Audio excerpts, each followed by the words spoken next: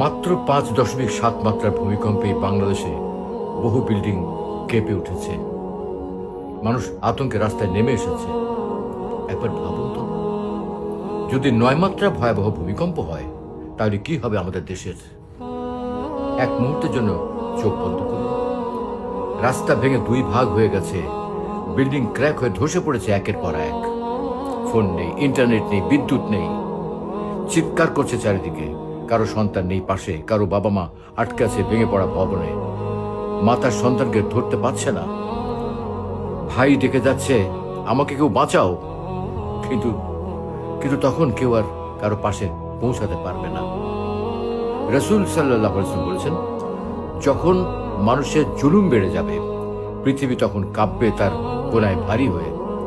একবার ভাবুন তো, আজকের পৃথিবী কি গোনায় ভারী হয়নি? মানুষ কি অহংকারে অন্ধ হয়নি?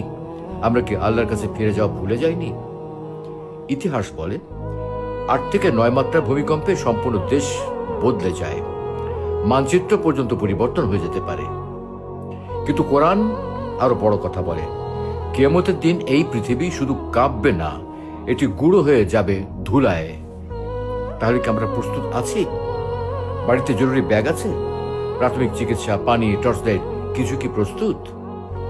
আর ইমানের প্রস্তুতি, আমাদের নামাজ, আমাদের দোয়া, আমাদের তওবা সব কি ঠিক আছে? ভূমিকম্প কখনো নোটিশ দিয়ে আসে না, সেকেন্ডের ভেতর সবকিছু বদলে যেতে পারে। আর তখন কান্না করে লাভ নেই। শুধু সেই মানুষ বাঁচে যাকে আল্লাহ বাঁচিয়ে রাখবেন। হয়তো আজকের এই কম্পন ছিল সতর্ক বার্তা, ইমান জাগরণের বার্তা।